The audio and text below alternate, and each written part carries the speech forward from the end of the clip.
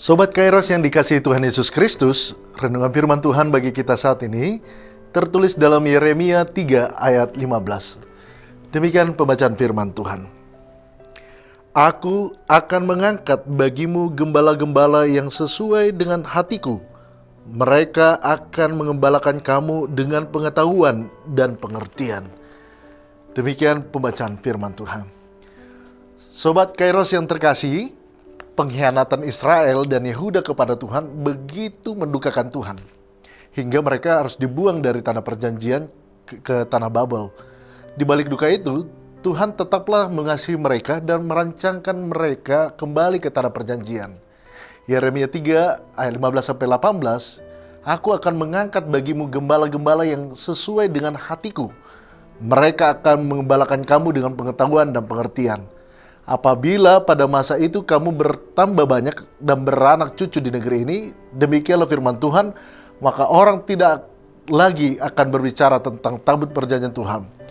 Itu tidak lagi akan timbul dalam hati dan tidak akan lagi akan diingat orang.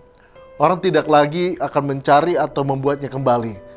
Pada waktu itu Yerusalem akan disebut tahta Tuhan dan segala bangsa akan berkumpul ke sana demi nama Tuhan ke Yerusalem, dan mereka tidak lagi akan bertingkah langkah menurut kedengkilan hatinya yang jahat. Pada masa itulah kaum Yehuda akan pergi kepada kaum Israel, dan mereka akan datang bersama-sama dari negeri utara ke negeri yang telah dibagikan Tuhan, yaitu kepada nenek moyangmu menjadi milik pusaka.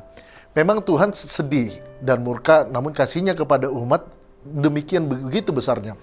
Dan karena itulah Tuhan akan mengangkat gembala yang memberikan pengetahuan dan pengertian sehingga mereka kembali menjadi umat yang setia.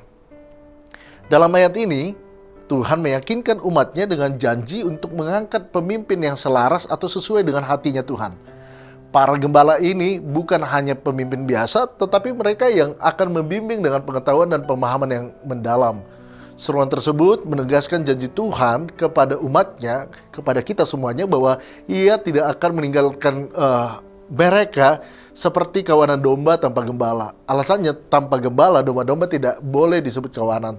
Tanpa seorang gembala, domba-domba sekedar menjadi gerombolan atau binatang-binatang liar. Tanpa panduan dan tuntunan seorang gembala yang baik, gerombolan itu bahkan menjadi buas dan tidak terkendali. Gembala sangatlah dibutuhkan untuk membimbing gerombolan ini sehingga menjadi kawanan yang terawat dan terpelihara. Kita boleh lihat referensinya dalam Yeremia 23 ayat 4. Nah, sepanjang alur zaman, tanpa henti umat Allah atau gereja mengalami aneka macam peristiwa seturut nubuatan tersebut.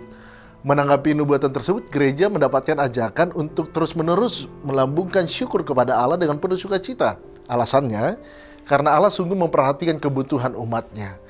Menghadapi orang yang berlaku tidak benar dan sewenang-wenang, apalagi mereka adalah orang yang tidak memimpin, sewenang-wenang apalagi mereka adalah orang yang memimpin, tentulah tidak menyenangkan. Ada banyak energi yang harus kita buang, dan seperti pemazmur, kadang kita merasa jengkel ya. Dalam Mazmur 58 ayat 6-9. Namun kita tidak perlu menjadi gusar dan marah. Tuhan akan bertindak. Yeremia pasal 3 ayat 15-16 ini dikatakan, Aku akan mengangkat bagimu gembala-gembala yang sesuai dengan hatiku. Mereka akan mengembalakan kamu dengan pengetahuan dan pengertian. Apabila pada masa itu kamu bertambah banyak dan beranak cucu di negeri ini, demikianlah firman Tuhan, maka orang tidak lagi akan berbicara tentang tabut perjanjian Tuhan. Itu tidak lagi akan timbul dalam hati dan tidak akan lagi diingat orang-orang yang tidak lagi akan mencari atau membuatnya kembali. Atas semua orang yang tidak melakukan kehendak Tuhan dalam hidupnya, Tuhan kecewa kepada mereka karena mereka umatnya. Tuhan tidak mau menerima undangan Tuhan dalam Lukas 14 ayat 19-25.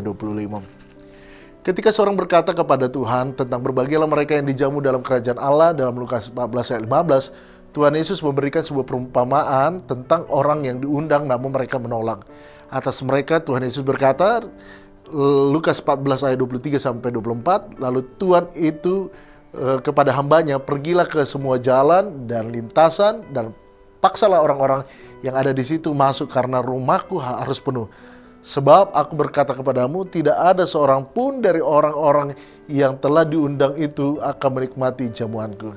Hanya oleh kasih setia Allah yang tak pernah surut kepada umatnya lah anugerahnya sekali lagi dicurahkan.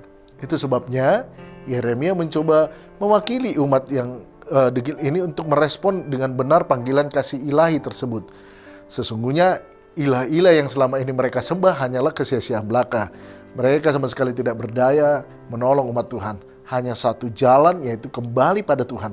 Kembali dengan rasa malu, menyesal, dan bersalah. Karena kembali kepada kasih Tuhan tidak pernah surut, melainkan ia terus-menerus meluruskan tangannya untuk merengkuh umatnya balik ke dalam pangkuannya dan pelukan kehangatan kasih sayangnya Tuhan. Selamat beraktivitas Sobat Kairos, Tuhan Yesus memberkati.